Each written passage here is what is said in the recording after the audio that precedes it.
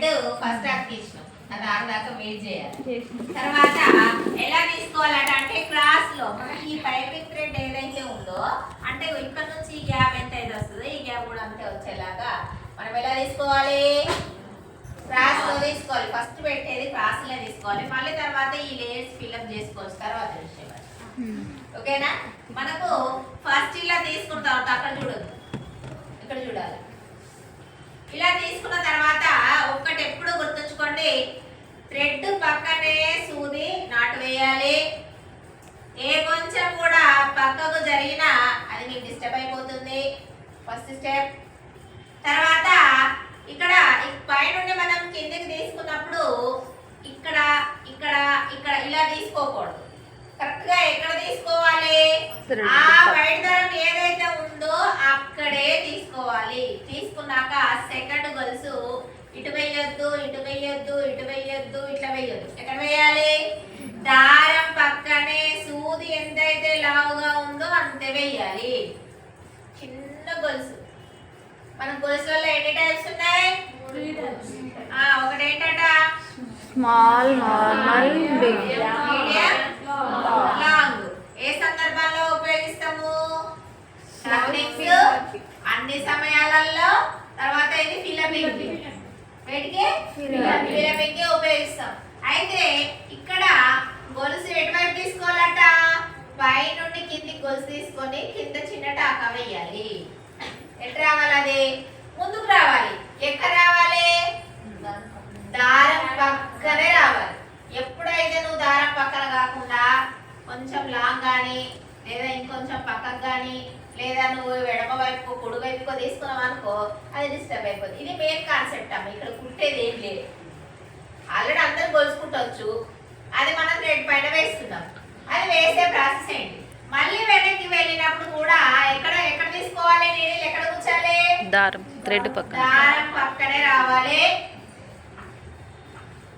చాలా చిన్న గొలుసు, ఎంత సూది ఎంతైతే ఉందో లావు, సూది లావు ఉంటది కదా, ఆ సూది లావు ఎంతైతే ఉందో అంతే తీసుకోవాలి. ఓకేనా?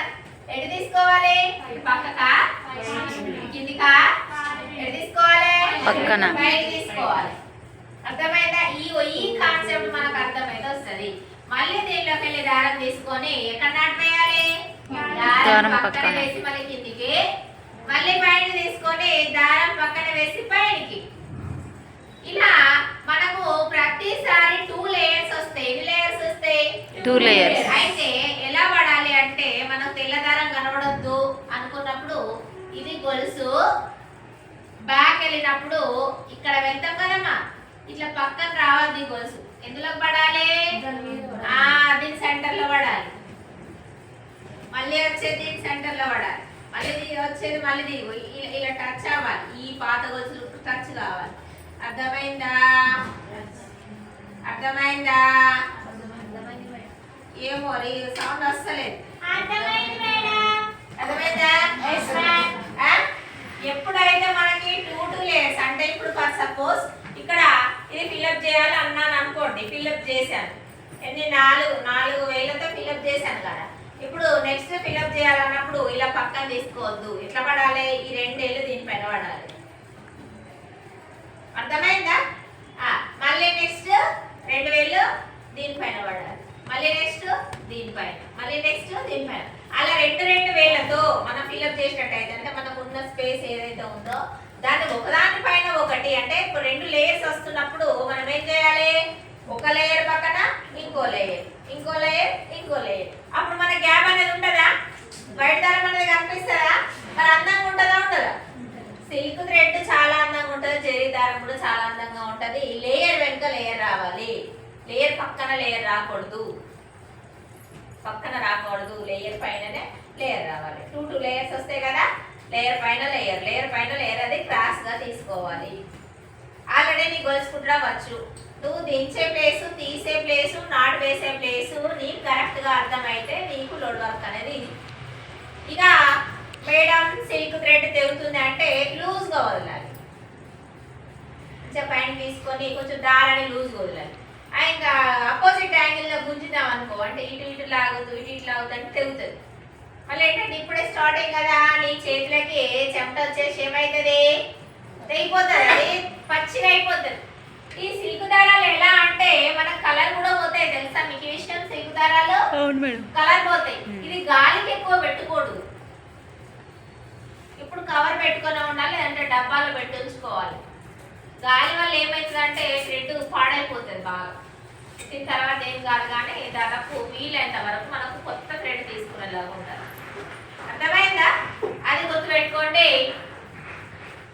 నెక్స్ట్ శారీ డ్రెస్సింగ్ వచ్చేసరికి మనకు శారీ మొత్తం ఎంత అని చెప్పుకున్నాము? ఎన్ని మీటర్లు?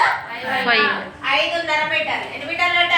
5.5. అయితే ఇక్కడ నేను మీకు 2 రకాలుగా ప్రింట్ వేయడం అనేది చెప్తాను. ఎన్ని రకాలు? 2 రకాలు. 2 రకాలు. అయితే మొదటి వన్ వచ్చేసి మనకు 5.5 మీటర్లు. ఎన్ని మీటర్లు? 5.5. 5.5 మీటర్లు. నెక్స్ట్ 6 గజాలు. నెక్స్ట్ 18 ఫీట్లు. ఇంకా చెప్పండి. 18 ఫీట్లు, 12 మూరలు. ఇంకా ఎన్ని ఇంచులు? లాస్ట్ వన్ ఎంత ఉంది? 250. 225. చూడండి ఒకసారి. 225 అనుకుంటాడు. చూడు ఒకసారి, చూసి చెప్పు. 220 అనుకుంటాను నేను. 220 ఇంచులు. తర్వాత సెంటీమీటర్లు ఎంత? 220 ఇంచెస్. సెంటీమీటర్లలో ఎంత? 550 సెంటీమీటర్స్. ఇంకేమైనా రాపించానా? అంతేనా? చూడమ్మా, ఇవన్నీ మనకి ఎందుకంటే గజాలలో చూస్తాము, మూరలలో చూస్తాము, ఫీట్లలో చూస్తాము. ఇవి మనకి ఎందుకు తెలియాలి అని చెప్తున్నానంటే, ఫర్ సపోజ్ దగ్గర